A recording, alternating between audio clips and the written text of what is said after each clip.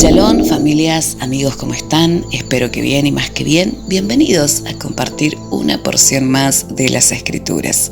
Muchas gracias a toda la gente que se está suscribiendo a nuestro canal, a las personas que están compartiendo las enseñanzas que estamos dando a través de este medio que estamos preparando con mucho amor, con mucho cariño para todos ustedes. Y en esta hora damos gracias al Dios Todopoderoso, al Eterno, al Padre, al Elohim de gloria. Y pedimos también, como siempre lo hacemos, que cada palabra o cada enseñanza que salga de nuestro propio corazón no produzca ningún fruto en ustedes, pero sí toda la palabra que sale de la boca de Dios y pasa por nosotros sea como una semilla que germina en la buena tierra de tu corazón, que produce fruto a su tiempo y que da esa cosecha al 60, al 30, al 60 y al 100 por uno, cosechas dignas, frutos dignos del Padre. Así que, bueno, gracias por estar del otro lado, escuchando. Y hoy quiero hablarte acerca de esta sexta fiesta, esta fiesta solemne, la fiesta del Eterno, la fiesta de Yahweh, llamada Yom HaKippurim o Yom Kippur, conocida también como el día del ayuno o el gran día del ayuno o el gran día. Se la conoce de muchas maneras, el día del perdón, se la conoce también como el día de expiación, se la conoce también como el día en el cual las puertas del cielo se cierran, se la conoce también como el día donde estamos cara a cara con el Padre. Ya vamos a hablar de todos estos aspectos de los cuales se la reconoce esta fiesta de Yom HaKippurim. Así que, como siempre, empezamos con las Escrituras. Debemos ir a donde inició todo, donde dice cómo se celebra esta fiesta, que es una de las fiestas, como te dije recién, más solemnes de todas las otras fiestas. La más solemne es esta, la de Yom HaKippurim o Yom Kippur. En Levíticos capítulo 16, verso 30 al 31, aquí tenemos en las Escrituras las ordenanzas acerca de esta hermosa fiesta solemne.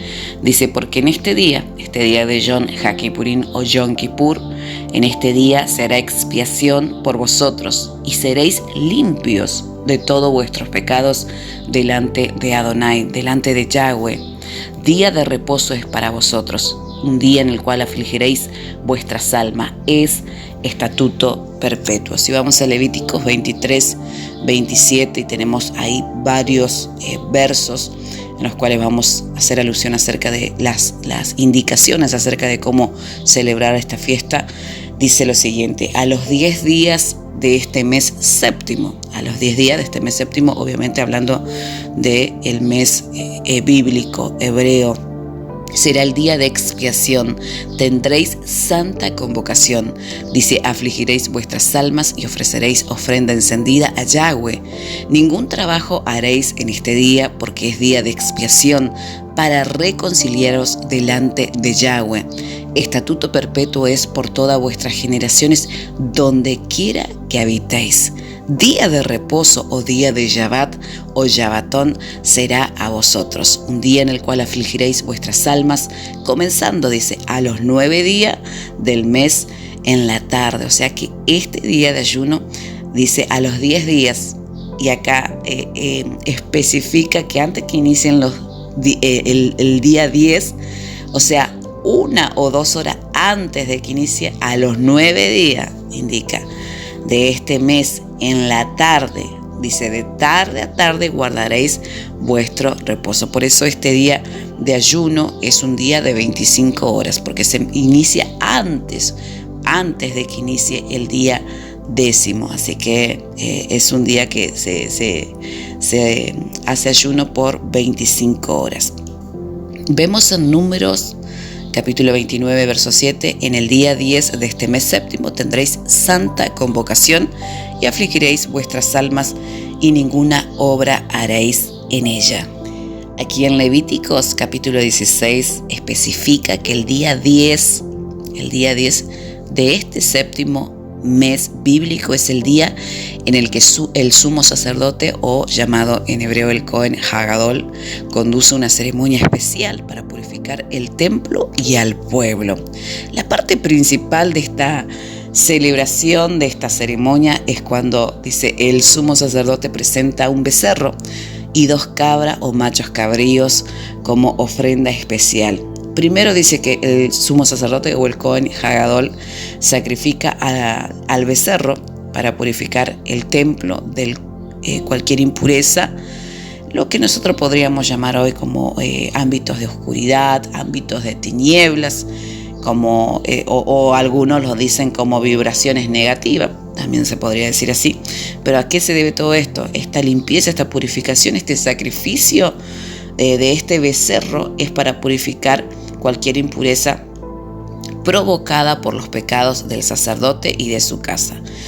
Todo esto era un sacrificio que se hacía para purificar todo el ámbito del templo, del lugar de reuniones, del lugar donde se hacían las santas convocaciones. En Levíticos 16:6 dice: y hará traer Aarón, en ese tiempo era el sumo sacerdote o el Cohen Hagadol, dice, hará traer Aarón el becerro de la expiación que es suyo, y hará la reconciliación por sí y por toda su casa. Luego se echan suerte para escoger a una de las cabras. Recuerden, las cabras, los 2 machos cabríos, se escogió a una y dice, para sacrificarla y purificar el templo de cualquier impureza provocada por cualquier pecado del pueblo de Israel en general. Levíticos 16, 7 al 8. Después tomará los 2 machos cabríos y los presentará delante de Yahweh a la puerta del tabernáculo de reunión o del templo, según en la época donde estén, ¿no es cierto? Porque estaba el tabernáculo, la carpa, y después se había creado el templo. Y dice, y echará suerte a Aarón sobre los 2 machos cabríos. Una suerte es para Yahweh o Adonai y la otra suerte para Azazel o por Azazel. Finalmente se libera a la segunda cabra en el desierto y no se sacrifica para purificar al pueblo. Sobre esta cabra, que es la suerte que cayó para Azazel, dice que esta cabra es enviada al desierto. Levíticos 16:10. Mas el macho cabrío sobre el cual cayere la suerte por Azazel lo presentará vivo delante de Yahweh para hacer la reconciliación sobre él, para enviarlo a Azazel al desierto. Antes de enviar esta cabra al desierto, dice que el sumo sacerdote o el Cohen Hagadol impone manos sobre la cabeza de este animal y confiesa todas las iniquidades y todas las transgresiones de los israelitas, cualquiera fueran sus pecados. Dice que son transferidos de esta forma, cuando el Cohen Hagadol impone las manos sobre la cabeza de este animal, y así queda establecido que este animal lleva, los sucios, los pecados, las iniquidades, cualquiera fueran sus pecados, dice que eran transferidos a través de la imposición de manos del Cohen Hagadol sobre este macho cabrío destinado para Azazel. Levíticos 16:20 al 22 dice, y aquel macho cabrío llevará sobre sí todas las iniquidades de ellos, del pueblo, a la tierra inhabitada, al desierto, y dejará ir al macho cabrío por el desierto. Esta era la ordenanza, la orden que se estableció ahí en Levíticos, se menciona 16:20 al 22. ¿Quién era Azazel? Adonai es el Eterno. ¿Quién era Azazel? Se lo reconoce como el chivo expiatorio. La palabra en hebreo para chivo expiatorio es Azazel.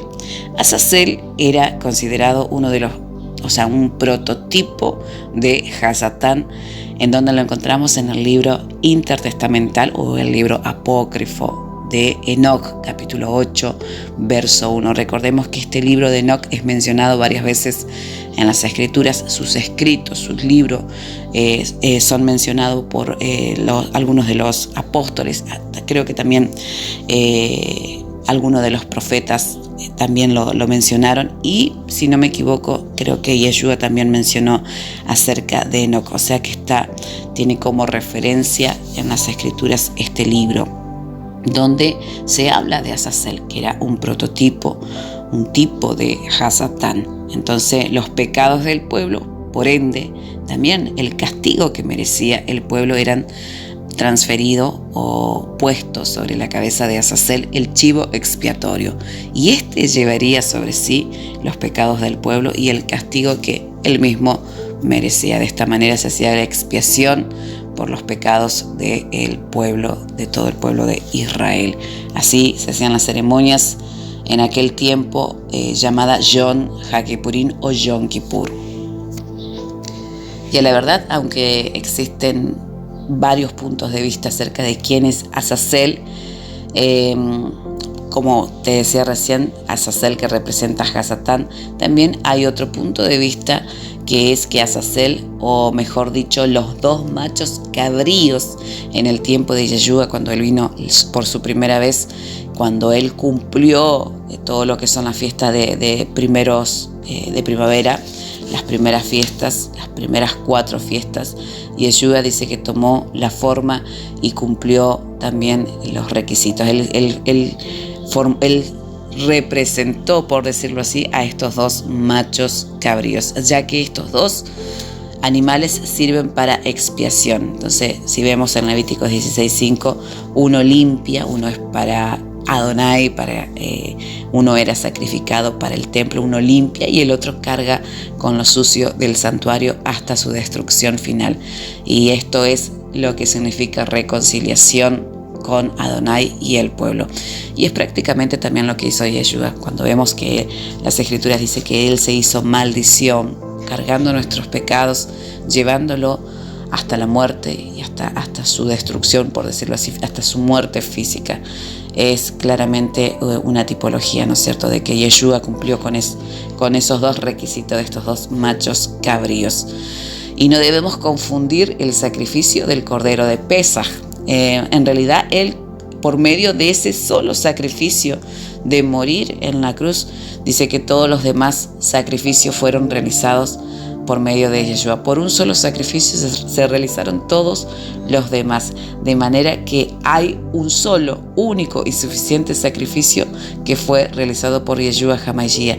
Y este sacrificio está ministrando de continuo delante del Padre Eterno. Es un solo sacrificio vivo. Así que vemos que Él cumplió esto también de estos dos machos cabríos que se encuentran en la sexta fiesta de Yom HaKippurim. Así que por medio de un solo sacrificio, aclaro, del Pesaj, el Pesaj que significa la muerte en la cruz, el sacrificio, la muerte, el cordero pascual significa el perdón individual de cada persona. Pero por medio de ese solo sacrificio es lo que te quiero decir, todos los demás sacrificios quedaron, por decirlo así, anulados. Esa ley fue perfeccionada por medio de Yeshua.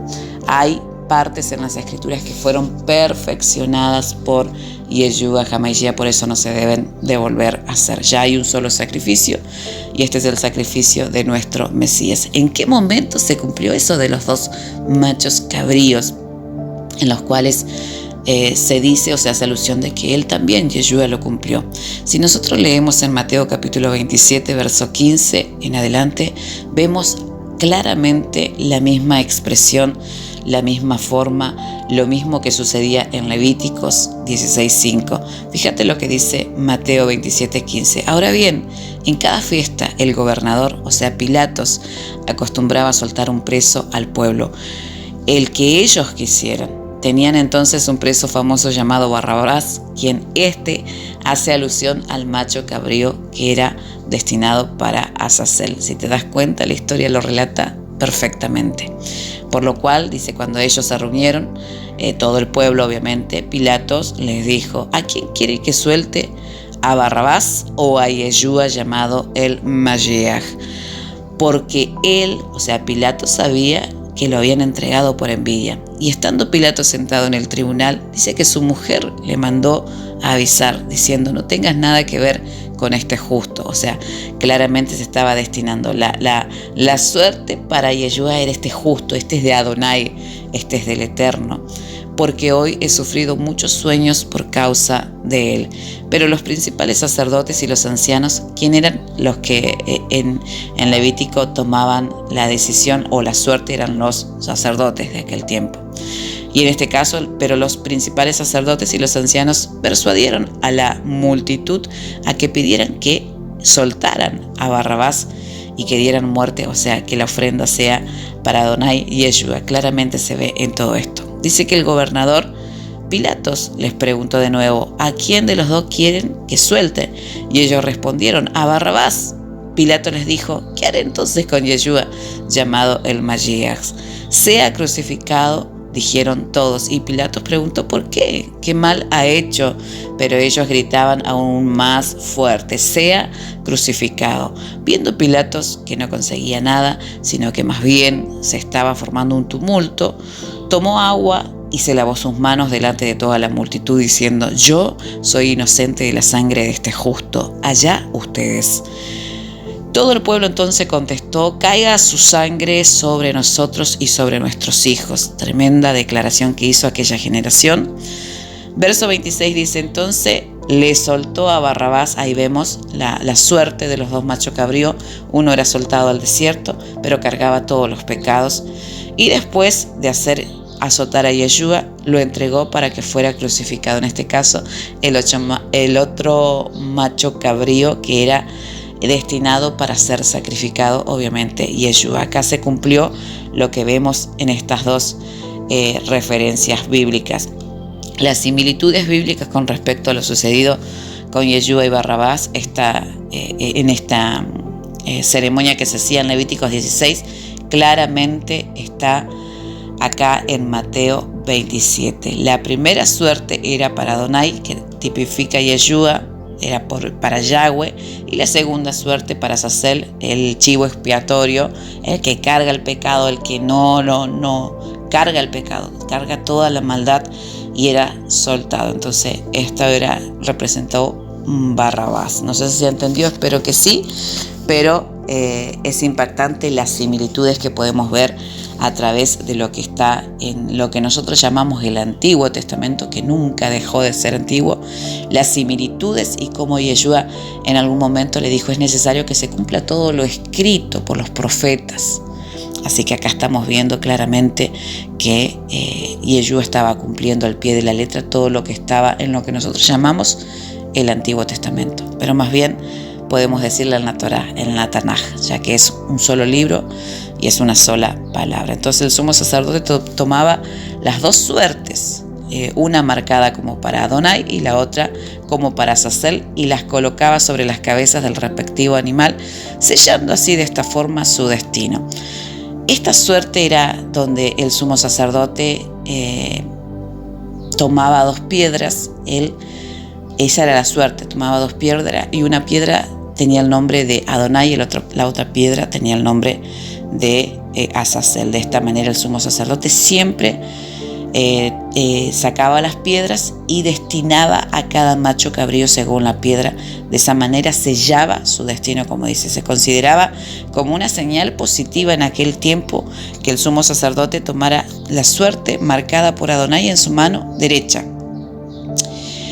Pero durante los 40 años anteriores a la destrucción del templo del Beit HaMikdash, en el año 70 de la era común, o sea, en el año de nuestro Señor Yeshua, la suerte marcada para Adonai fue recogida por el sacerdote en su mano izquierda. Esto lo vimos también en el Talmud, ¿se acuerdan?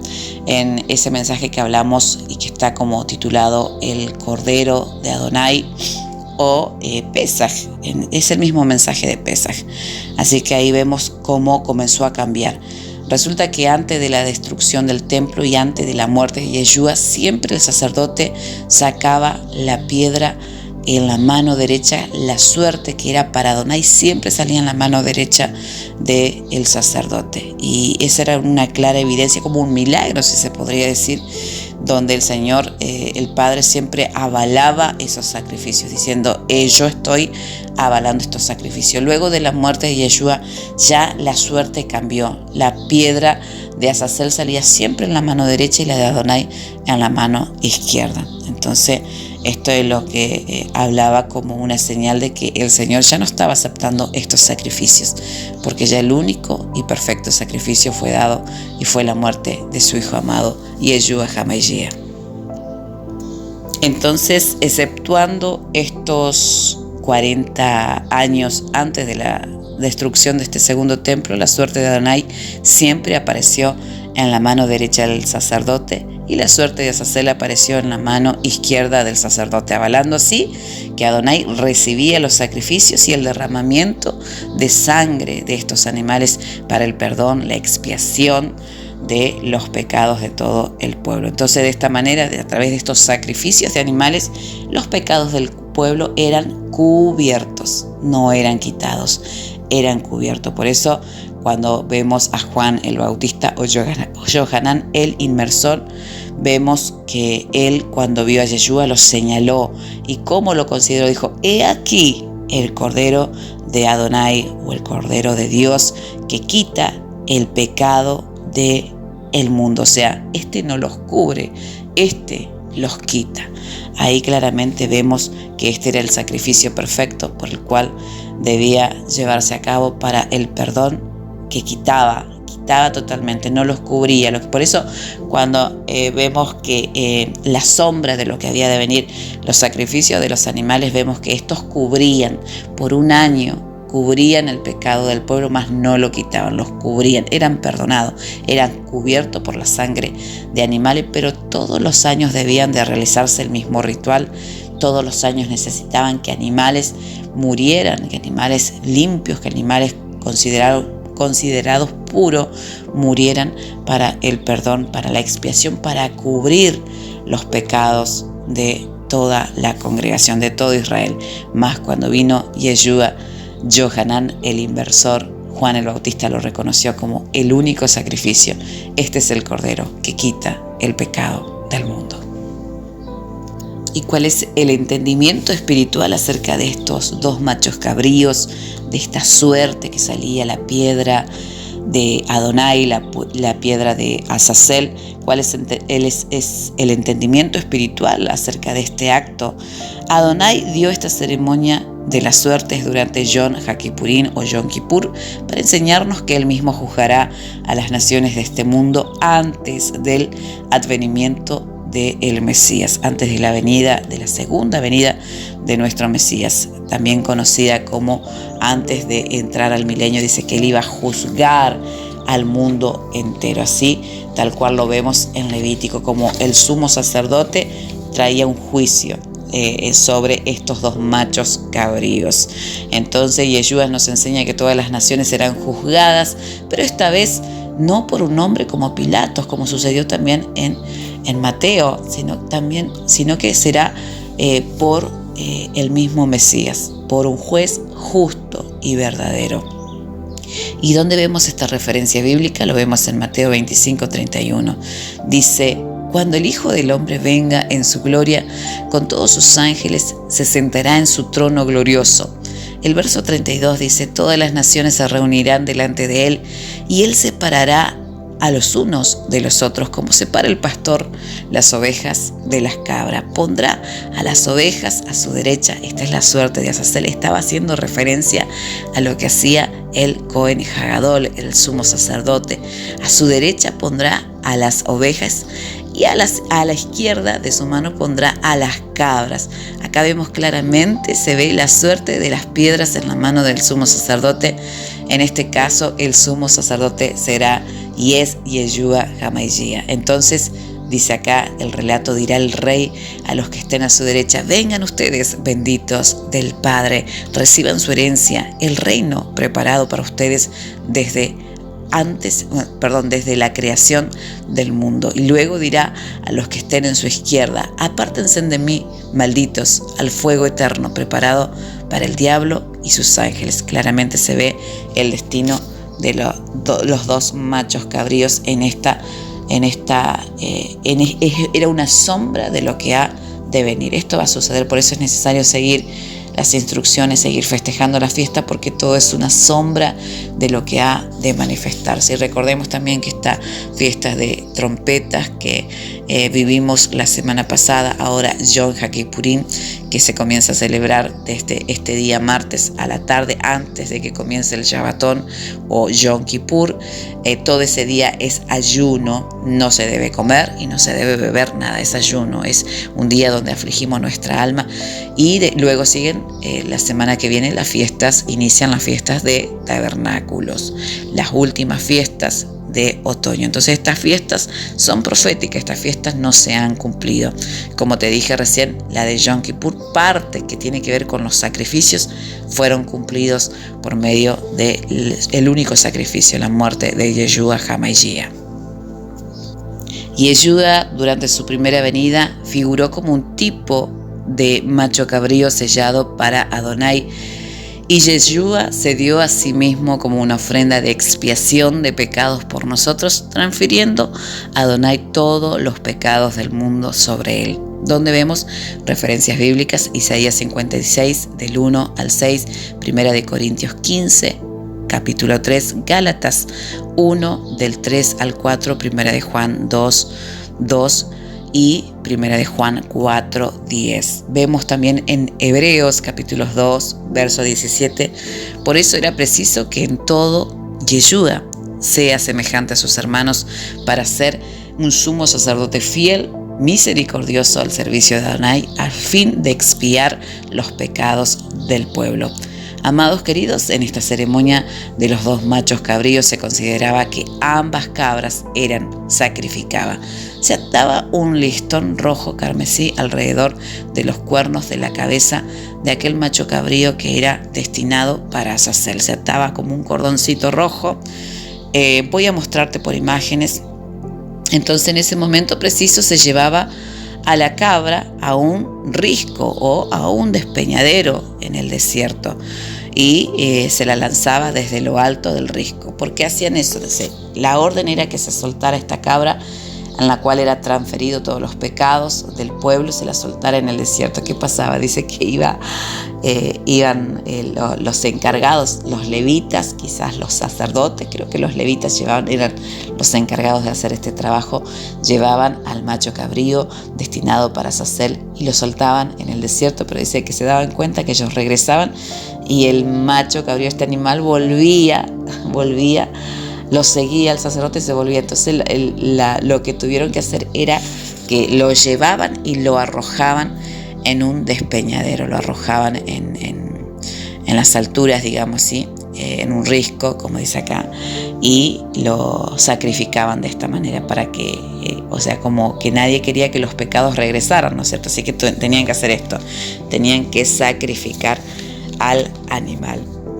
Y esto lo vemos también reflejado en aquella vez cuando Yeshua se presentó. Dice, él abrió las escrituras y dijo: esta escritura se ha cumplido hoy delante de vosotros. Que la gente comenzó a agolparse y comenzó a llevarlo a él hacia un despeñadero. Está claramente haciendo una alusión de que él iba a cargar los pecados del mundo, pero como no era su hora, no había llegado su hora, dice que él pasó en medio de ellos. Hubo como un milagro ahí. No se especifica bien en las escrituras, pero dan alusión a que hubo como un milagro, porque lo llevaron hasta un despeñadero, lo querían arrojar, pero dice que él pasó en medio de ellos. Acá también se cumple, porque no había llegado todavía su hora.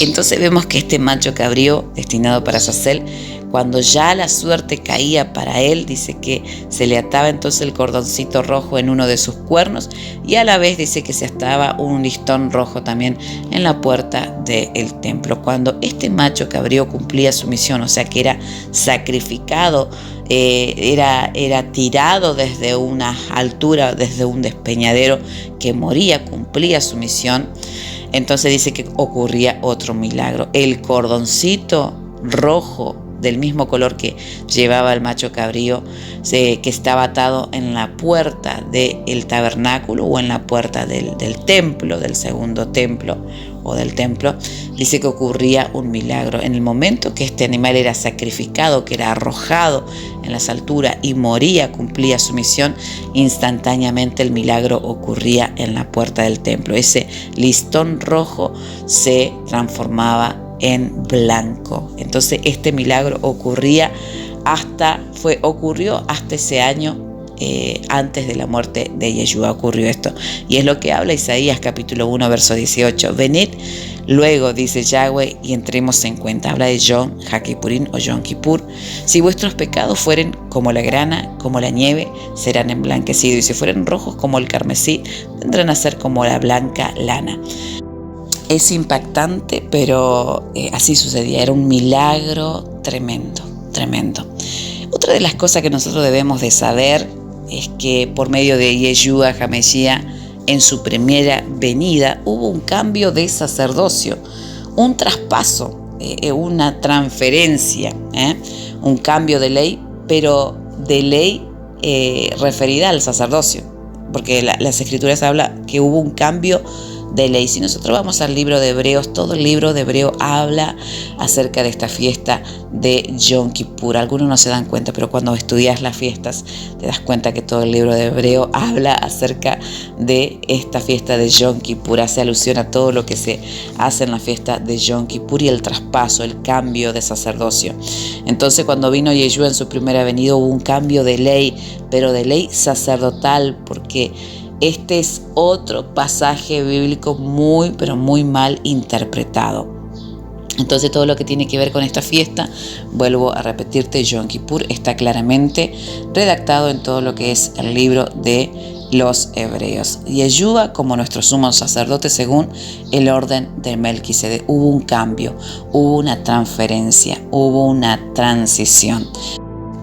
Acá en Hebreos 7:17 habla claramente de esta transición, de esta transferencia, de este traspaso de un sacerdocio a otro. Dice, pues de él se da testimonio. Tú eres sacerdote para siempre según el orden de Melquisedec. Por una parte, dice el verso 18, la ley anterior, ¿y de qué ley estamos hablando? La ley sacerdotal queda anulada por ser inútil e ineficaz, ya que no perfeccionó nada, y por otra se introduce una esperanza mejor mediante la cual nos acercamos a Adonai. Y no fue sin juramento, dice. Los otros sacerdocios, fíjate que está hablando de la ley sacerdotal, no de toda la ley, amados, como nosotros habíamos malinterpretado, malentendido, nos habían enseñado, y por eso debemos de cambiar el chip que tenemos en nuestra cabeza con respecto a todo lo que se está enseñando en las Escrituras. Dice que este cambio no fue sin juramento. Los otros sacerdotes llegaron a hacerlo sin juramento, mientras que este llegó a hacerlo con el juramento de aquel que le dijo, Adonai ha jurado y no cambiará de parecer, tú eres sacerdote para siempre. Por tanto, Yeshua ha llegado a ser el que garantiza un pacto superior. Fíjate lo que dice el verso 23, dice, ahora bien, como aquellos sacerdotes la muerte les impedía seguir ejerciendo sus funciones, ha habido muchos de ellos, o sea, muchos sacerdotes pasaron porque la muerte les impedía, por eso hubo muchos sacerdotes. Pero como Yeshua permanece para siempre, este no muere, amados, su sacerdocio es imperecedero. Por eso también puede salvar por completo a los que por medio de él se acercan a Adonai, ya que vive para siempre para interceder por ellos. El verso 26 dice, nos convenía tener un sumo sacerdote así, o sea, si hubiese sido Aarón así como Yeshua, hasta el día de hoy estaría este sumo sacerdote. Pero esto tenían una ley, la muerte, los separaba, por eso eran sacerdotes de turno, si se podría decir. Entonces dice, nos convenía tener un sumo sacerdote así santo, irreprochable, puro, apartado de los pecados y exaltado sobre todos los cielos. A diferencia de los otros sumos sacerdotes, él no tiene que ofrecer sacrificio día tras día. Era importante porque, claro, los otros sacerdotes todos los días se ofrecían sacrificio y todos los años debía volver a hacer el mismo sacrificio. Así que acá vemos que a diferencia de los otros sumos sacerdotes, él no tiene que ofrecer sacrificios día tras día, primero por sus propios pecados y luego por los del pueblo, porque él, Yeshua, ofreció el sacrificio una sola vez y para siempre cuando se ofreció a sí mismo. De hecho, dice, la ley designa como sumo sacerdote a hombres débiles, por eso hubo un cambio de ley. Pero el juramento posterior a la ley designa al Hijo Yeshua HaMashiach, quien ha sido hecho perfecto para siempre. Este es la evidencia, ¿no es cierto?, del cambio de sacerdocio. ¿Cuándo sucedió este cambio de sacerdocio? Acá lo vamos a ver claramente, porque todo lo que es el Brit Hadashah o el nuevo pacto o el pacto renovado es el espejo es lo que nosotros llamamos el Tanaj o el Antiguo Testamento, es un espejo de lo que se estaba viendo en lo que es el Nuevo Pacto. Y acá vemos en Juan capítulo 1, verso 29, donde ocurre el traspaso o el cambio sacerdotal. Dice, el siguiente día ve Juan el Bautista a Yeshua que venía a él y dice, he aquí el Cordero de Dios. O sea, Juan el Bautista comenzó a los gritos, he aquí el Cordero de Dios que quita el pecado del mundo. Este es del cual yo dije, tras de mí viene un varón el cual es antes de mí, porque era primero que yo no le conocía más para que fuera manifestado a Israel, por eso vine yo bautizando con agua. Juan el Bautista comienza a hablar todas estas cosas y dice, y Juan da testimonio diciendo, vi el Espíritu que descendía del cielo como paloma y permaneció sobre él, y yo no le conocía más. El que me envió a bautizar con agua me dijo que sobre aquel en el cual yo viera descender el Espíritu que permaneciere sobre él, este es el que bautiza en Espíritu Santo, y yo le vi y he dado testimonio que él es el hijo de Adonai. Al siguiente día otra vez dice que Juan ve a Yeshua, pero esta vez Juan está con 2 de sus discípulos. Dice que mirando a Yeshua que andaba por ahí, él comenzó otra vez a los gritos diciendo, he aquí el Cordero de Dios. Dice que los 2 discípulos que estaban con él comenzaron a seguir a Yeshua. Amados, cuando nosotros entendemos toda la historia completa y nos damos cuenta que por qué Juan el Bautista fue enviado a preparar el camino, dice, a mí el que me envió a prepararle el camino. Si nosotros recordamos, Juan el Bautista era hijo de Zacarías, un sacerdote muy conocido en aquel tiempo, o sea, en el cual el Señor también a través de un ángel se le presentó a Zacarías hablándole del nacimiento milagroso que iba a tener su esposa, dando a luz a este mensajero, el que iba a preparar el camino a Yeshua HaMashiach. O sea, Juan el Bautista era descendiente de la tribu de Leví, era un levita, era un descendiente de la familia sacerdotal, por eso él le preparó el camino al Mesías. Fíjate que si fuera por Anás, Caifás, de aquel tiempo, los sacerdotes de aquel tiempo, que según dice que fueron políticamente puestos en esos puestos, ninguno de ellos hubiera hecho este traspaso que estaba haciendo Juan el Bautista reconociendo a Yeshua. Decía, era antes que yo, era primero que yo. En otras partes dice, por él fueron hechas todas las cosas y todo lo que fue hecho por él. Entonces estaba reconociendo un sacerdocio mayor. Por eso dijo, me fue encomendado el preparar el camino. Fui enviado antes para prepararle el camino y hacer este traspaso. Y también vemos que Juan el Bautista, en representación del sacerdocio, reconoció a uno que era mayor que él. Él dijo, este era antes que yo y por él fueron hechas todas las cosas. Entonces vemos en el libro de los Hebreos todo este traspaso, que Yeshua fue ordenado sacerdote según el orden de Melquisedec, quien no tenía ni principio ni fin. Por eso Juan el Bautista dice, este era antes que yo, era primero, por él fueron hechas todas las cosas. Claro, era el sacerdote conforme al orden de Melquisedec. Por eso vemos claramente esta declaración profunda que hace Juan el Bautista. Según el orden de Melquisedec fue ordenado Yeshua, quien no tenía principio ni fin. O sea, era rey y sacerdote eternamente y para siempre. Por eso, amados, queridos, amigos, amigas que están del otro lado, nosotros tenemos un sumo sacerdote que no muere. Por eso hubo un cambio de ley. Este no muere ni tampoco ofrece sacrificio todos los días como lo hacía el ministerio levítico, sino que él necesitó un solo sacrificio, un sacrificio vivo y que ministre de continuo delante del Padre Eterno. Eso fue suficiente y eso tomó el lugar de todos los demás sacrificios, como te lo dije anteriormente.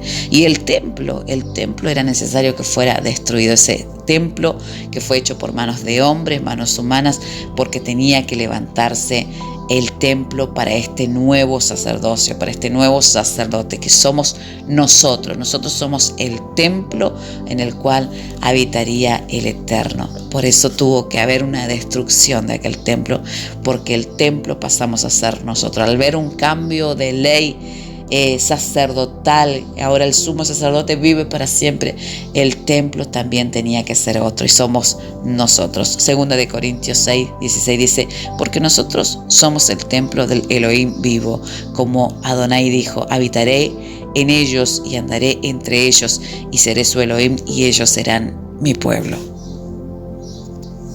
Bien, aquí vemos otros aspectos acerca de la ceremonia del sumo sacerdote.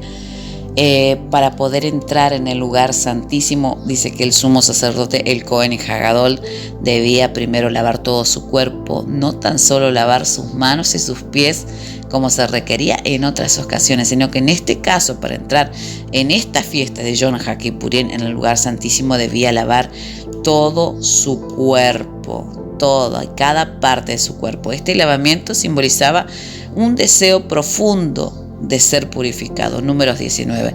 El lavamiento era tanto en su cuerpo como también en sus ropas. Números capítulo 8, versos 5 al 7 y capítulo 19, versos 7 al 9. Entonces esto lo hacía además de tomar la sangre de un animal, de un animal ya sacrificado, dice que con su dedo rociaba sobre todo el altar. Números capítulo 19, verso 1 al 4 y Levíticos capítulo 8, 13 al 15. Son las referencias bíblicas que tenemos acerca de toda esta ceremonia que se hacía en este día de Yom HaKippurim. Entonces Yeshua es el sumo sacerdote de Adonai. Hebreos capítulo 3 verso 1 dice, por tanto, hermanos santos, participantes del llamamiento celestial, consideren a Yeshua el apóstol y sumo sacerdote de nuestra fe.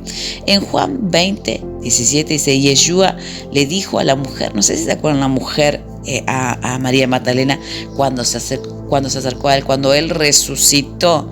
Dice que ella se acercó y él le dijo, no me toques porque aún no he subido a mi Padre. Estas eran las mismas palabras que hablaba el sumo sacerdote antes de entrar al lugar santísimo. Le decía a la gente, no me toques, porque se había purificado totalmente antes de que llegue, antes de que yo entre al lugar santísimo y esté delante de la presencia de Dios. Eran las mismas palabras, amado. Y Yeshua se expuso tanto en aquel momento que si María Magdalena llegaba a tocarlo, solamente llegaba a tocarlo, todo lo que él hizo, el sacrificio que hizo, debería volver a hacerlo. Era impactante, es impactante.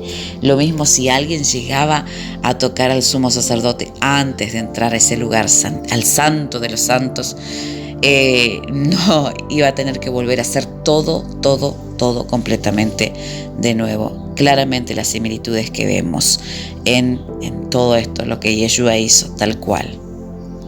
Otra de las cosas que vemos acá, que el sumo sacerdote, es muy importante destacar algo, que el sumo sacerdote, en lugar de vestir las ropas coloridas que solía usar su efod azul, tal como están descritas ahí en Éxodo 28, en Levíticos 8, también dice que Aarón, o el sumo sacerdote de turno en aquel tiempo, debía usar ropas especiales de lino fino, Levíticos 16:4. Y vemos acá la indumentaria del sumo sacerdote que se usaba en Levíticos 16:4. La misma indumentaria vio Daniel en una visión, lo vio a Yeshua vestido de esta misma manera como se vestía el sumo sacerdote, como lo describe en Éxodo y en Levíticos. Daniel, capítulo 10, verso 5, dice, y alcé mis ojos y miré, y he aquí un varón vestido de lino fino y ceñido sus lomos de oro de ufas. Dice, su cuerpo era como el berilo y su rostro parecía un relámpago y sus ojos como antorchas de fuego y sus brazos y sus pies como el color del bronce bruñido, y el sonido de sus palabras era como el estruendo de mucha multitud. También vemos que esta misma descripción la ve el apóstol Juan en la visión cuando él escribe el libro de Revelaciones o Apocalipsis. Juan vio a Yeshua así tal cual lo describe Daniel. Apocalipsis capítulo 1 verso 13 dice, y en medio de los 7 candeleros vi a uno semejante al Hijo del Hombre, vestido con ropas que llegaban hasta los pies y ceñido por el pecho con un cinto de oro. Su cabeza, sus cabellos eran blancos como la blanca lana, como nieve, sus ojos como llamas de fuego y sus pies semejante al bronce bruñido, refulgente como un horno, y su voz como el estruendo de muchas aguas. Amados queridos, tal cual se lo ve ahí a través de los profetas, en este caso el profeta Daniel y el profeta que también el apóstol Juan ve todo esto, lo ve tal cual a Yeshua vestido como sumo sacerdote. Amados, si nosotros vamos al significado espiritual de todo esto, espiritualmente las ropas blancas representan la pureza, la ausencia de pecado. Apocalipsis capítulo 7, verso 9 dice: después de esto miré y he aquí una gran multitud, la cual nadie podía contar, de todas las naciones, de todas las tribus y de todos los pueblos y lenguas, y estaban delante del trono de la presencia del Cordero, vestidos con ropas blancas y con palmas en las manos. Entonces uno de los ancianos habló diciéndome: estos que están vestidos con ropas blancas, ¿quiénes son y de dónde han venido? Y yo les dije: Señor, tú lo sabes. Y él me dijo: estos son los que han salido de la gran tribulación y han lavado sus ropas, o sea, han guardado la Torá, han guardado la palabra y han emblanquecido en la sangre del Cordero sus ropas. Apocalipsis 19:8 dice: y a ella se le ha concedido que se vista de lino fino, limpio y resplandeciente, porque el lino fino son las acciones justas de los santos. Esto habla también del pueblo de Dios, del pueblo del Eterno. Dicen que al sacrificar los animales en el altar y rociar la sangre sobre el altar, las ropas del sumo sacerdote se teñían en sangre, por lo que dice que el Eterno instruyó que se lavaran. Levítico 6:27. Después de cada servicio, obviamente tenían que lavarse. Todo lo que tocare su carne será santificado, y si salpicare su sangre sobre el vestido, dice, lavarás aquello sobre lo cual cayere en el lugar santo. Sin embargo, amados queridos, sucedió un milagro tremendo en este encuentro en Yom HaKippurim o Yom Kippur.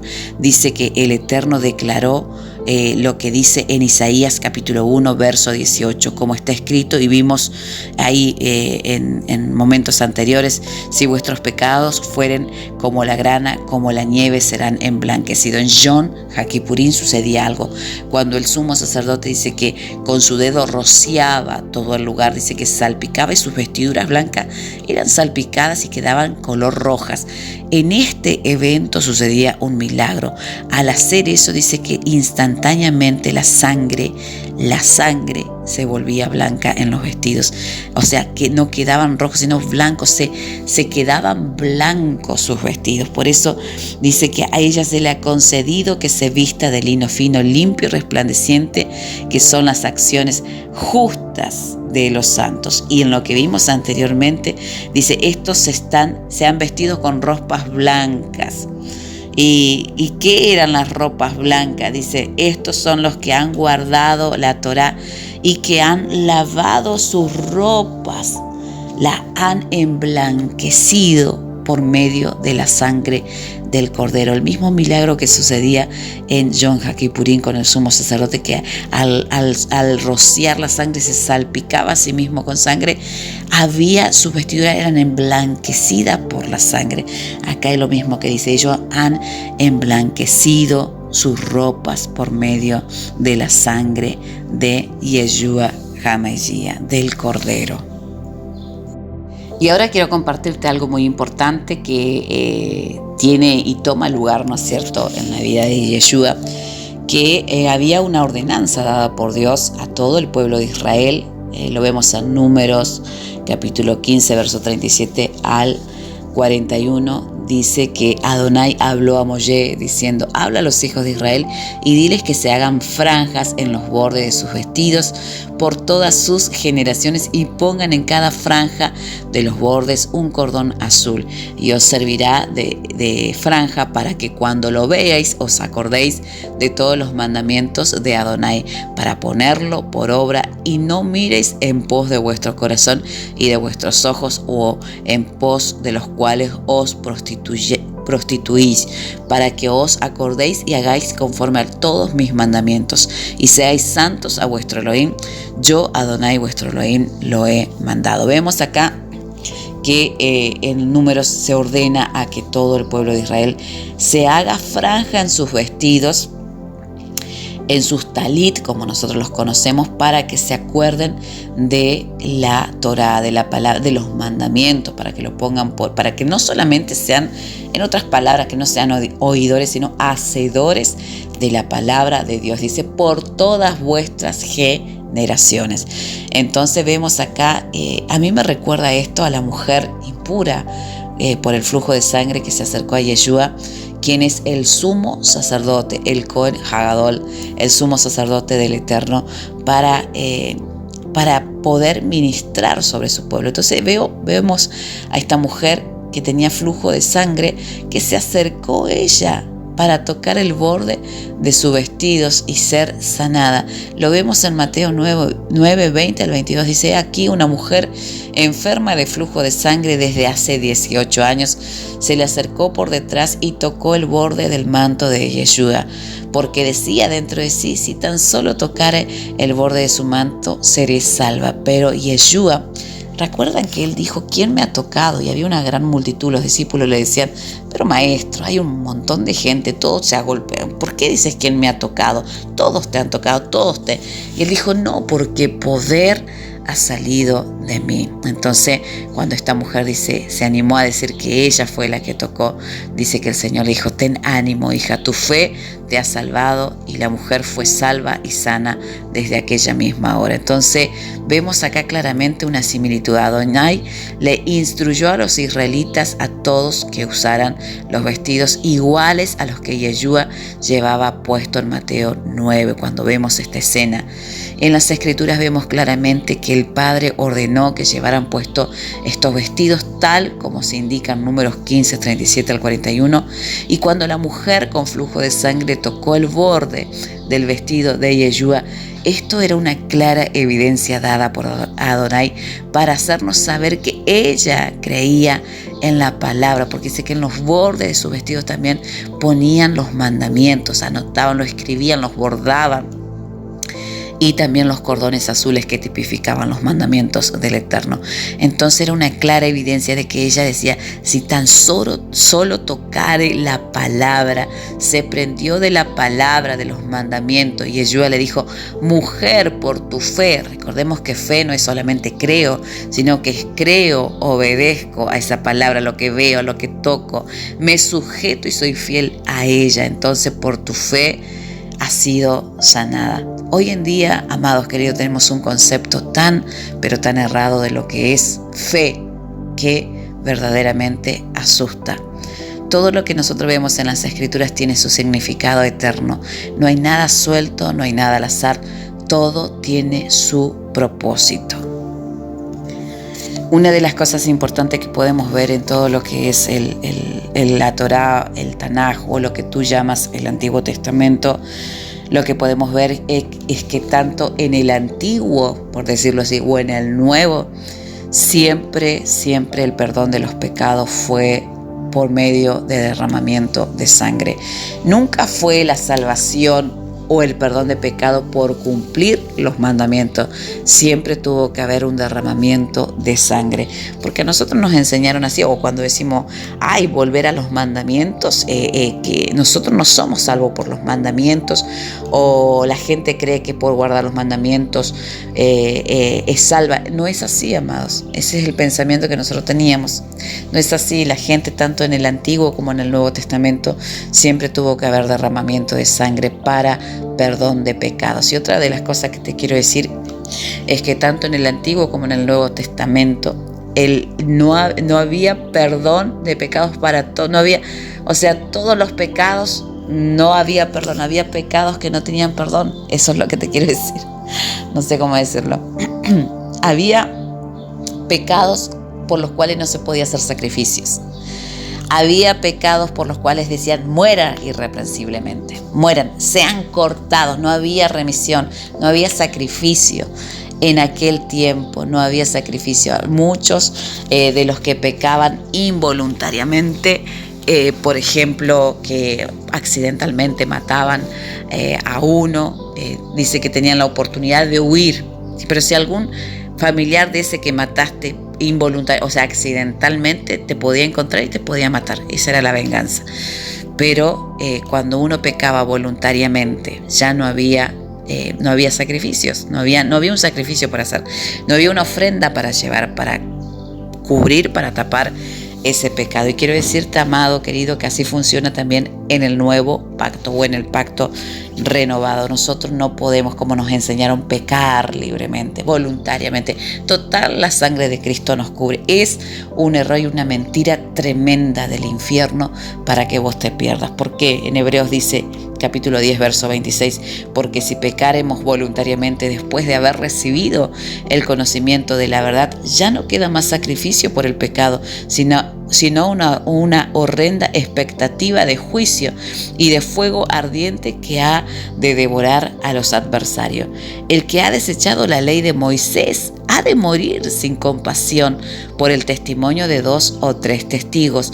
¿Cuánto mayor castigo piensan que merecen aquel que ha pisoteado al Hijo de Adonai, que ha considerado en poca importancia la sangre del pacto por la cual fue santificado y que ha ultrajado el espíritu de gracia, porque conocemos al que ha dicho, mía es la venganza, yo daré la retribución? Y otra vez el Señor juzgará a su pueblo. Y mira lo que termina diciendo, y horrenda cosa es caer en manos del Elohim vivo. Amados queridos, tengamos temor del Señor, caminemos con Él sin desviarnos de sus palabras, ni a derecha ni a izquierda. Caminemos. Esto sigue igual, del antiguo al nuevo, como lo quieras llamar. Había pecados, como dice Juan, hay pecados de muertes, por lo cual yo digo que no sé si se piden o no. Hay pecados de muerte, amados. Hay pecados. ¿Y cuáles son? Uno dice la blasfemia contra el Espíritu Santo. Sí, es un pecado de muerte, tremendo. Pero, amados queridos, hay pecados de muerte que no, como dice acá, porque si pecaremos voluntariamente, después de haber recibido el conocimiento de esta verdad, entonces ya no queda más sacrificio, ya no hay más sacrificio. Hay pecados que son de muerte. ¿Cuáles son los pecados de muerte? Todos aquellos pecados que vos hagas voluntariamente, creyendo que lo voy a hacer, total la sangre, estás pisoteando. Lee Hebreos 10, 26. Ahí te dice claramente. Seamos conscientes, amados. Volvámonos realmente al Señor. El arrepentimiento verdadero es me vuelvo, me cambio de camino y nunca más regreso por ahí. Es importante que nosotros tengamos en cuenta. No el practicar el pecado. Dice, el que practica el pecado no le conoce, no le ha visto, no tiene el Espíritu de Dios, sino que tiene el espíritu de Hasatán. Debemos escudriñar las palabras con mucho cuidado. Por eso mucha gente ha caído de la gracia, ha caído de esto. Dice, por eso habla también de la gracia. Creemos que la gracia es la que nos permite pecar libremente y hacer lo que a nosotros se nos dé la gana. Total, el Señor nos perdona. Total, la sangre de Cristo, y tenemos en poco su sangre. Tengamos temor de esto, amados queridos. Dicen que en este día especial de Yom HaKippurim, luego de que el sumo sacerdote realizaba las 3 confesiones, porque él hacía 3 confesiones en ese día una era a favor de su familia, otra a favor de los levitas y otra a favor del pueblo. Dice que el resultado de estas 3 entradas en el lugar santísimo, las 3 recitaciones del nombre más santo de los santos del Eterno y las 3 postraciones por parte de todo el pueblo, creaba en aquel tiempo un sentido impresionante de la presencia del Eterno, obrando en la expiación del pueblo, limpiándolos de todo pecado, permitiéndoles comenzar un año nuevo en limpio y renovando toda su vida. Era tan fuerte y tan profunda la atmósfera del perdón que se ministraba en aquel lugar, amados, queridos. Ese sentimiento de transformación que vivía el pueblo era tan fuerte, era tan tangible, era una atmósfera pesada que se sentía cuando todo el pueblo se postraba, cuando el sumo sacerdote confesaba los pecados, las confesiones que hacía de parte de la familia sacerdotal, de parte de los levitas, de parte del pueblo. Dice que había una atmósfera, pero tan tangible, que cubría todo aquel lugar, que transformaba totalmente el corazón del pueblo. Luego de esta ceremonia, el ambiente solemne dice que era un ambiente de perdón, un ambiente de liberación. Las cargas literalmente eran quitadas, el pecado ellos percibían que era quitado. Luego dice que de estas confesiones que hacía el sumo sacerdote y la atmósfera de ese milagro que se sucedía en aquel lugar, dice que el pueblo quedaba totalmente, recibía ese perdón y quedaba totalmente transformado su corazón. Y eso solemne y esa humillación que hacían ellos, en ese acto mismo dice que se convertía en una gran celebración. El lamento, dice, era cambiado por el gozo. Esto lo dice: has cambiado mi lamento en danza, en gozo, porque ellos percibían, era tangible cómo el pecado era quitado y cómo ellos percibían un año más de perdón. Por lo tanto, cuando el sumo sacerdote, el Cohen Hagadol, se paraba delante de Adonai en ese día, dice que decía estas palabras, decía el pueblo, él se presentaba para estar cara a cara con el Eterno. Por eso el día de Yom HaKippurim se lo reconoce también por esa frase de estar cara a cara delante de la presencia del Eterno. Lo vemos también en Pablo, que hace alusión a este día. Dice, cuando este día estaban cara a cara los sumos sacerdotes, pero viene un día donde realmente todos le veremos cara a cara. Primera de Corintios 13, verso 9 al 12 dice: porque en parte conocemos y en parte profetizamos, mas cuando venga lo perfecto, entonces lo que es en parte acabará. Cuando yo era niño pensaba como niño, juzgaba como niño, mas cuando ya fui hombre dejé lo que era de niño atrás. Ahora vemos por espejo, oscuramente, mas entonces viene un día, amado. Todo esto de la fiesta de Yom HaKippurim es simplemente una sombra de lo que ha de venir, porque dice Pablo: mas entonces veremos cara a cara. Viene el tiempo donde nosotros le veremos cara a cara. Por eso es importante estos días de Yom Kippur, de humillar nuestras almas, de humillar nuestras vidas, porque es una sombra de lo que ha de venir. Un día le veremos cara a cara. Dice las Escrituras: un día todo ojo le verá y toda lengua confesará que Él es el Mesías. Toda rodilla se doblará delante del Todopoderoso. Otra de las cosas muy asombrosas, si se podría decir, de esta fiesta es que en la fiesta de las trompetas, como nosotros celebramos anteriormente, la fiesta que habla de las bodas del Cordero, y dice que en esa fiesta era una fiesta donde se coronaba el rey. Por eso esa es la segunda venida, donde viene el rey, donde todos le reconocerán. Y era una fiesta donde todos se casaban en masa. Era un día especial donde se casaban, era un día especial donde muchas parejas decidían casarse. Entonces ese día era el día de las trompetas. Después de ese día de las trompetas vienen los 10 días a los cuales se llaman de arrepentimiento, de humillación, y el último día es el día de Yom HaKippurim, el último día, la última oportunidad para poder arrepentirse. Se creía esto en el pueblo de Adonai en tiempos antes del Mesías, y creo que muchos lo creen, muchos que no creen en que Yeshua es el Mesías siguen creyendo esto, que en aquellos que no han sido lo suficientemente buenos como para ser inscriptos en el libro de la vida, también dice que en el día de las trompetas de Yom Teruah, la gente, los que han sido buenos, los que han caminado en rectitud, sus nombres eran escritos en el libro de la vida.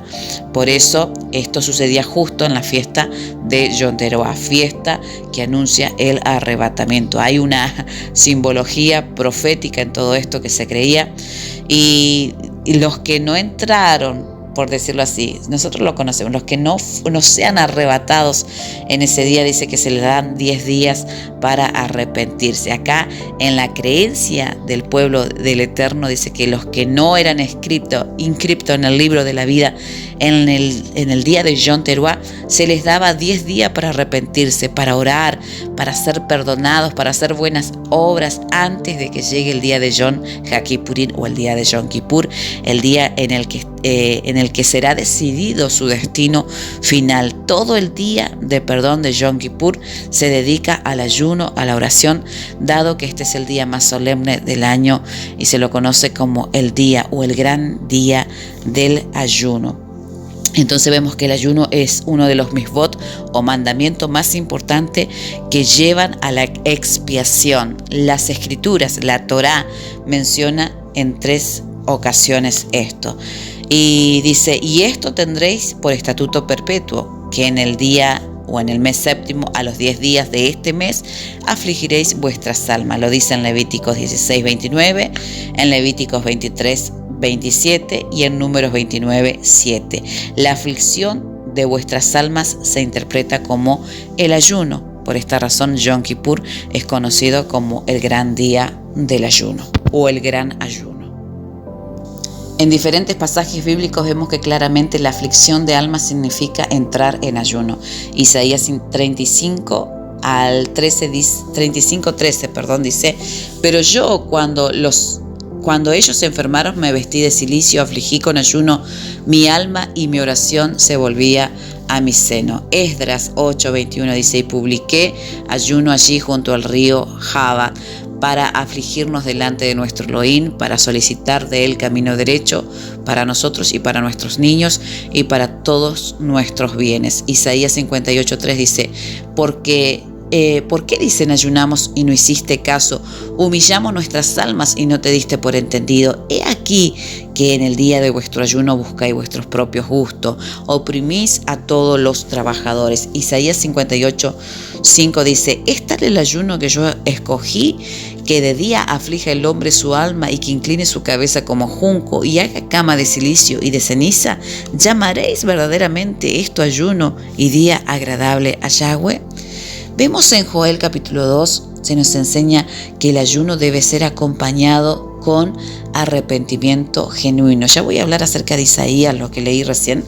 Al final voy a hablarte acerca de eso, pero fíjate lo que dice Joel capítulo 2, verso 12. Ahora bien, afirma Yahweh, vuélvanse a mí de todo corazón, con ayunos, con llantos, lamentos, rajen el corazón y no las vestiduras. Vuélvanse a Yahweh su Elohim, porque Él es bondadoso y compasivo, lento para la ira y lleno de amor, y que cambia de parecer y no castiga. Tal vez Yahweh reconsidere y cambie de parecer y deje tras de sí una bendición. Ofrenda, cereales y libaciones son de Yahweh su Elohim.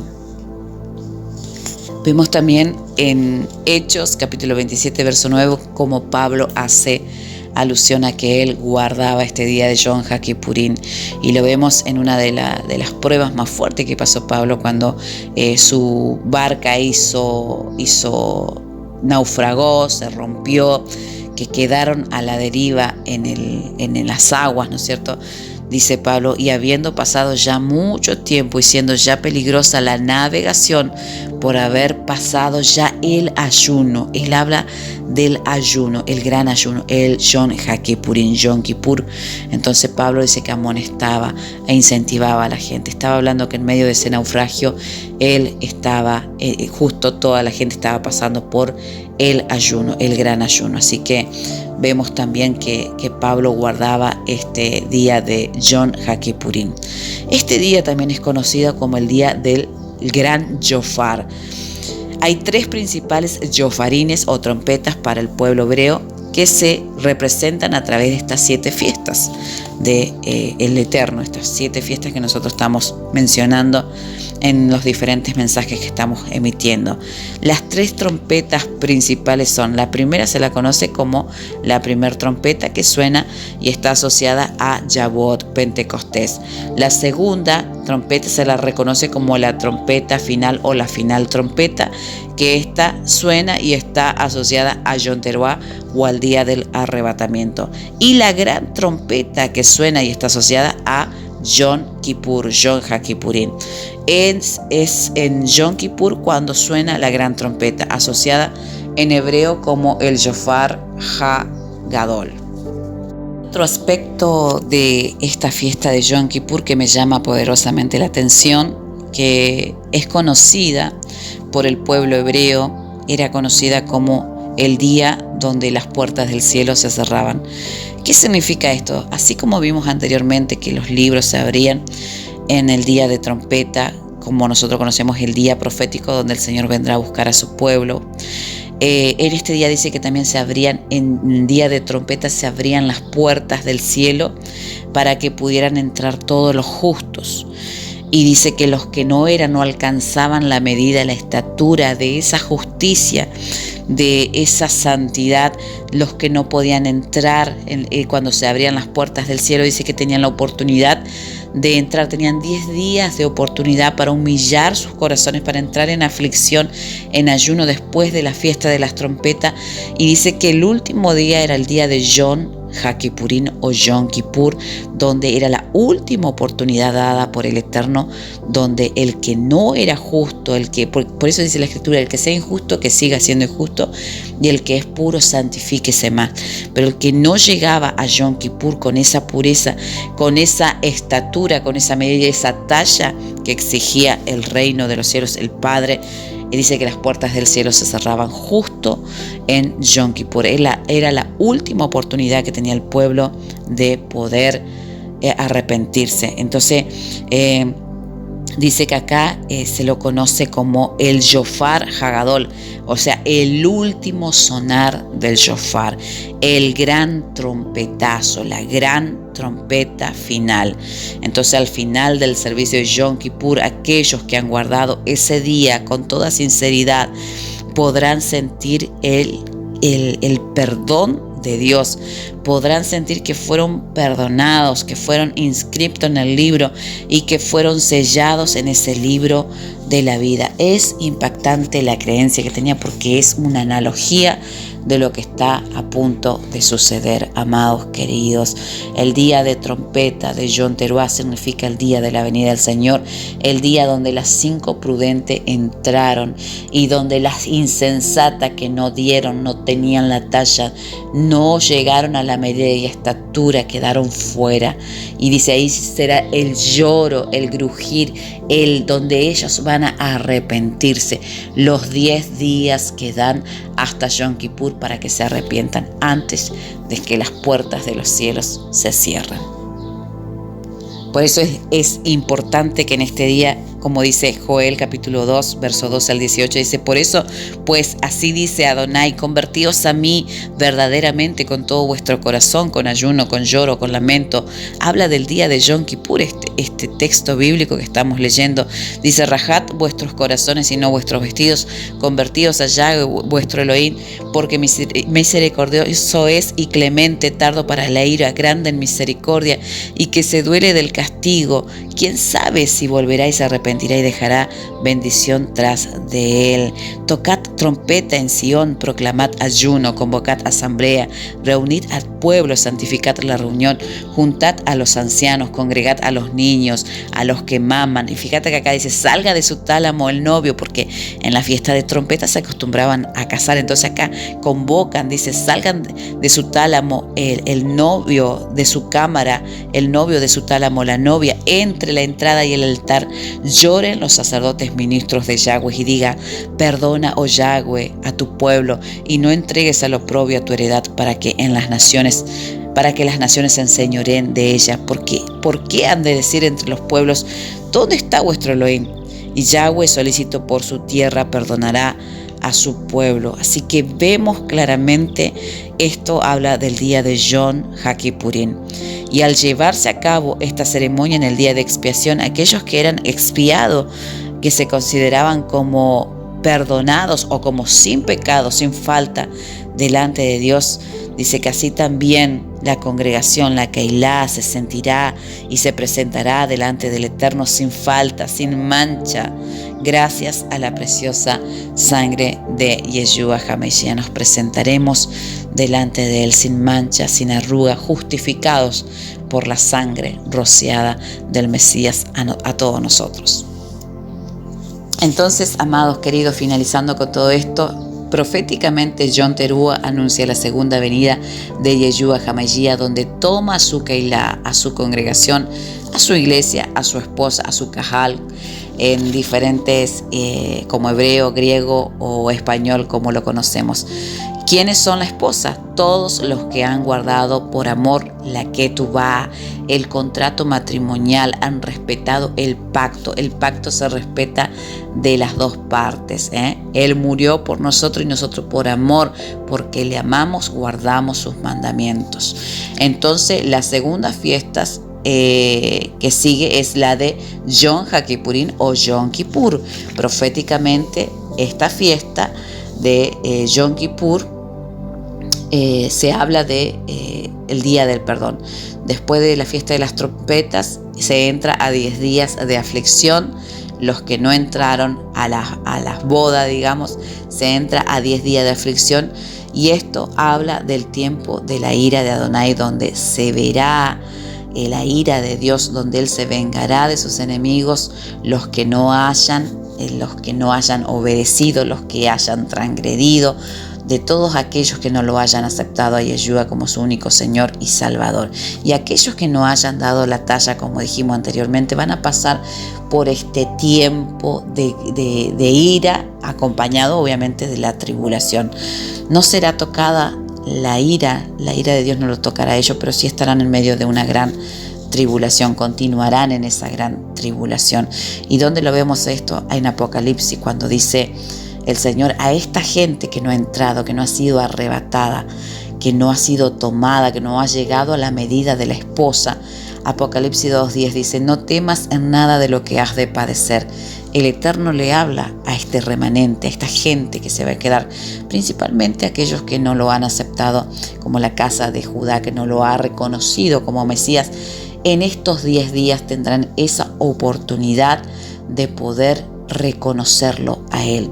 Por eso dice: después de todo esto, todo Israel será salvo. Entonces, en Apocalipsis capítulo 2, verso 10 dice: no temas en nada de lo que vas a padecer. He aquí, Hasatán echará a alguno de vosotros en la cárcel para que seáis probados y tendréis tribulación por 10 días. Dice: sé fiel hasta la muerte. Toda esta gente va a tener que pasar por la muerte, dice, y yo te daré la corona de vida. El que tiene oído, que oiga lo que dice el Espíritu a las Keilah, a las congregaciones. Gran parte de esa gente va a morir, gran parte. Dice: y el que venciere no sufrirá daño de la segunda muerte, ya que la primera muerte la tendrán que pasar. Esto hace alusión a esos 10 días de Yom HaKippurim, Yom Kippur. Los que no han llegado, los que no han pasado cuando se abrieron las puertas de los cielos, los que no han sido arrebatados, tendrán que pasar por esto que dice Apocalipsis. Y en ese tiempo, en ese proceso de esos 10 días de tribulación, también se estará soltando la ira de Dios. Apocalipsis 19:15 habla: de su boca salía una espada afilada para derribar a las naciones. Él las gobernará con vara de hierro y desatará el furor de su ira, la ira de Adonai el Todopoderoso, así como cuando se aplastan las uvas en el lagar, así como el jugo que corre en el lagar. Por eso se conocen las fiestas del Eterno por sus 4 cosechas. Y ya estamos terminando. Sé que se hizo bastante largo, pero es impresionante y es impactante todos los puntos que debemos de tocar en esta fiesta. Fíjate que las fiestas de Yom Kippur se las reconoce, las fiestas de Adonai, todas tienen una característica, se las reconoce por las 4 cosechas. La primera se llama la cosecha de la cebada. ¿Qué tipifica esto? Los primeros frutos. ¿Quién es? Yeshua, quien se levantó de entre los muertos como primicia, como primeros frutos para el Eterno. Después, la segunda cosecha es la cosecha del trigo. ¿Y qué tipifica esto? La fiesta de Shavuot, Pentecostés, el trigo, o sea, los que hemos creído, los que fuimos llenos del Espíritu Santo, llenos de esa gloria de Dios. El trigo color oro representa a todos aquellos que le han reconocido y que han recibido y han sido llenos del Espíritu Santo. Fiesta de Pentecostés. La tercera cosecha se la conoce como el fruto de los árboles. Esta tipifica la fiesta de las trompetas, la fiesta de Yom Teruah. Estas fiestas se recogen los frutos de los árboles, por eso nosotros somos comparados como los árboles. Dice: por sus frutos los conoceréis, Mateo 7:15. También en otro texto bíblico dice: y serás como árbol plantado junto a corrientes de agua que da su fruto a su tiempo y su hoja no cae. Salmos 1, verso 3. Y dijo el ciego que fue sanado por Yeshua: veo a los hombres, pero lo veo como en forma de árboles que caminan. Marcos 8:24. Esta fiesta de trompeta es reconocida, la cosecha es de los frutos de los árboles. Por eso dice, cuando vean a la higuera, siempre nos caracteriza, la higuera es Israel, sepan que el tiempo está cercano. Por su fruto lo conoceréis. Ahí también entran los frutos, las muchachas que dieron buenos frutos, las 5 prudentes entraron, las otras dieron un fruto que no estaba maduro, no estaba listo.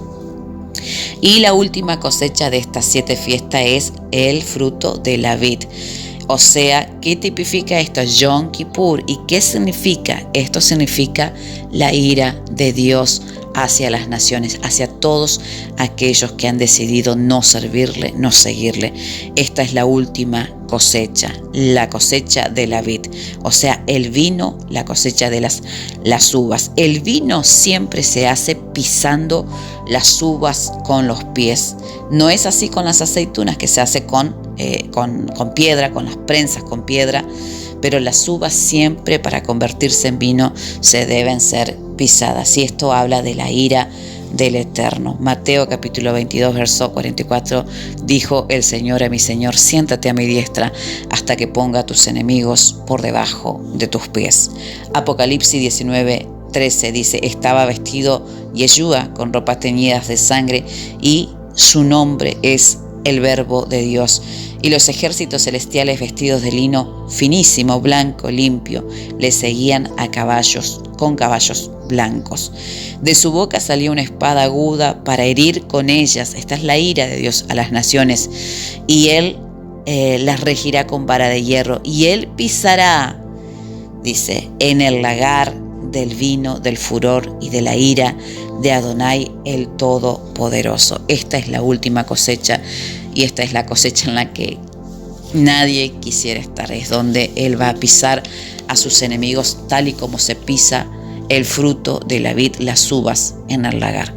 Va a soltar su ira sobre todas las naciones y va a venir a regir con vara de hierro. Por eso el reino de los cielos, el reino del Eterno, tiene una ley. Él no es sin ley como usted cree, amado querido, y la ley está expresada en las Escrituras, la palabra misma. Él es todos aquellos que nos sigan su palabra, su ley, están expuestos a ser pisados, porque todos los que lavan sus vestiduras, en el original hebreo dice todos los que han guardado su palabra, su Torá, estos son dignos. Entonces, Yom Kippur es una santa convocación a humillarnos delante de nuestro Rey, a pedir perdón por todas estas faltas que hemos nosotros cometido durante toda nuestra vida. Amada, es muy arrogante y altivo creer que ya no necesitamos humillarnos ante la poderosa presencia del Padre, que ya no necesitamos pedir perdón.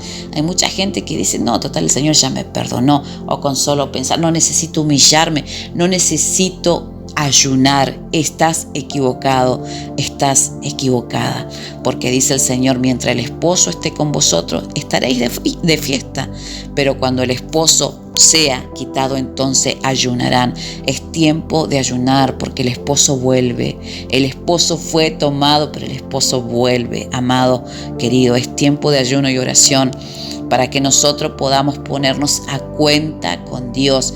Pero antes de ponernos a cuenta con Dios, debemos de ponernos a cuenta con nuestro prójimo. Fíjate lo que dice Mateo 5:23. Por tanto, si estás llevando tu ofrenda al altar y allí te acuerdas de que tienes algo contra tu hermano, o que tu hermano tiene algo contra ti, deja tu ofrenda allí delante del altar. Ve, reconcíliate primero con tu hermano y entonces ven y presenta tu ofrenda.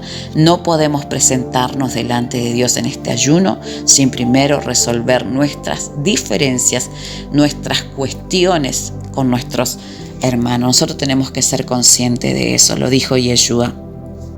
Bien, y culmino con esto que dice el Eterno a través del profeta Isaías, con esto que habla del verdadero ayuno en Yom Kippur, algo que nosotros debemos de estar totalmente conscientes y algo que el Señor nos está exhortando a todos nosotros. Fíjate lo que dice Isaías 58, verso 3, porque dicen, ayunamos y no hiciste caso. Esa es la gente. Ayunamos, le dice al Eterno, y no hiciste caso. Humillamos nuestras almas y no te diste por entendido.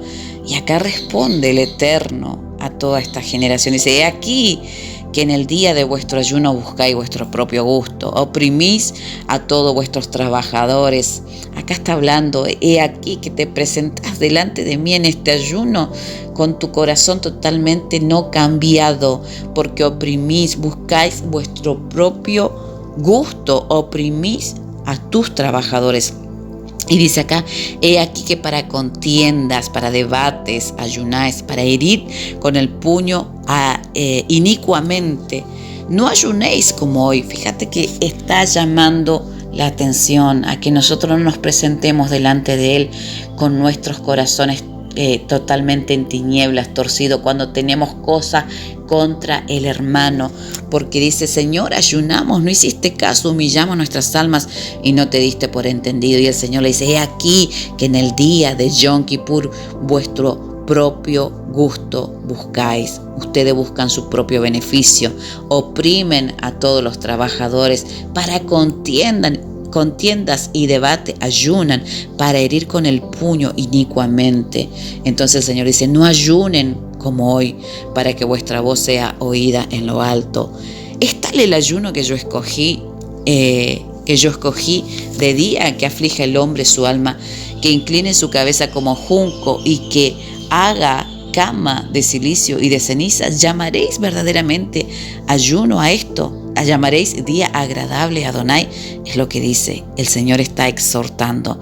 ¿No es más bien el ayuno que yo escogí desatar las ligaduras de impiedad, soltar las cargas de opresión y dejar libre a los quebrantados, y que rompáis todo yugo? ¿No es que partas tu pan con el hambriento y que a los pobres errantes albergues en tu casa, que cuando veas al desnudo lo cubras y no te escondas de tu hermano? Entonces, cuando hagas esto, amado, esto es impactante, porque el Señor te dice, ya no entres a este ayuno que vas a hacer de la misma manera que entraste siempre, con un corazón totalmente en tiniebla, estando mal con tu hermano. Si tenés algo contra tu papá, contra tu mamá, contra tu hermano, tu amigo, que puedas solucionar, dice, verdaderamente este es el ayuno que están haciendo, te dice el Señor. ¿En serio este es el ayuno que estás ofreciendo? No es mejor, dice el Señor, el ayuno que yo escogí, que te reconcilies primero con tu hermano, que hagas las paces con tu hermano, que hagas buenas obras en este día con tu hermano. Entonces dice el verso 8, entonces cuando hagas todo esto, nacerá tu luz como el alba y tu salvación se dejará ver pronto, e irá tu justicia delante de ti, la gloria del Eterno será tu retaguardia. Entonces ahí, cuando hagas lo correcto, en otras palabras, te dice Adonai, invocarás a Adonai y te oirá, clamarás y dirá, heme aquí. Si quitares de en medio de ti el yugo, el dedo amenazador, si soltaras, amado querido, todo ese rencor que tiene, ese dedo amenazador, esas angustias, esa falta de perdón, si soltaras eso, dice el Señor, si dejaras de hablar vanidad, de maldecir, de sentarte en mesa de escarnecedores, está diciendo en otras palabras el Señor, si dieres tu pan al hambriento, si saciares el alma afligida, en las tinieblas, dice, nacerá tu luz y tu oscuridad será como el mediodía. Es tiempo, amado, de soltar a aquellos a los cuales has atado, has puesto en cárceles porque no lo has perdonado. Es tiempo de soltar las ligaduras, de cortar las cadenas y de que tú mismo salgas de esas cárceles en las cuales te has metido por falta de perdón, por demasiada angustia, por estar sumergido en tantas cosas que no son beneficiosas para tu alma. Entonces dice el Señor, la promesa que da, dice, y tu oscuridad será como la luz del mediodía. Dice Adonai, después que haga todo esto, Adonai te pastoreará siempre y en la sequía saciará tu alma y dará vigor a tus huesos y serás como huerto de riego, como manantial de agua cuyas aguas nunca faltarán. Y los tuyos edificarán las ruinas antiguas y los cimientos de generación en generación levantarás y serás llamado resplandor de Adonai, reparador de portillos, restaurador de calzadas para habitar. Amado querido, este es el ayuno verdadero que el Señor escogió para nosotros, sus hijos, para nosotros, sus siervos. Este es el ayuno verdadero con el cual nosotros debemos entrar este martes al caer el sol, antes de que empiece el Shabbatón o el Shabbat alto, el día de Yom Kippur, que nosotros podamos entrar con un corazón sincero, rasgando nuestros corazones, no nuestros vestidos, no para que nos vean los de afuera, sino para que el Señor nos presentemos delante de Él verdaderamente con un corazón sincero, puro. Este es el ayuno que escogió el Señor. Amados queridos, pido perdón si hubo parte que quizás no se entendieron, y es muy largo, es muy profundo lo que es la fiesta de Yom Kippurín y faltan muchos puntos más de compartir, pero son cosas que ha ministrado mi vida y que quería compartirla con vos. Espero que haya sido de mucha edificación para tu vida, para tu casa, para tu familia, y que si este mensaje edificó tu vida, que lo puedas compartir con otros. Yo me despido. Declaro que la paz del Eterno sea contigo, con tu familia, con tu casa, y te digo hasta el próximo video.